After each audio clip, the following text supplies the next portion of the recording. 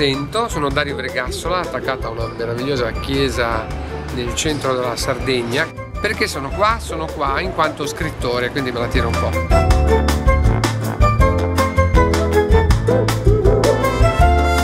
E questi ragazzi qua fanno una cosa che è straordinaria, prendono, a parte me gli scrittori, insomma, prendono anche quelli bravi, non me, quindi tutti, e li portano nei posti in culo al mondo, rispetto alle cose uno pensa sul mare della Sardegna, e dove non c'è una libreria portano gli scrittori a raccontare i libri, che è una cosa, io la trovo fantastica, cioè da noi non lo fanno. Cioè è un'operazione talmente geniale di omeopatia culturale e letteraria, cioè portare uno in un posto dove non c'è la libreria e fargli raccontare le cazzate, io la trovo una semplicità geniale.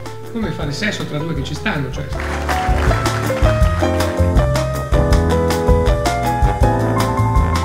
Io spero che questa cosa qua si ripercuota anche in continente, come si dice. Nei paesi probabilmente potrebbe arrivare il contagio dei libri anche nelle città grandi. Comunque, eia e aio è finita la storia.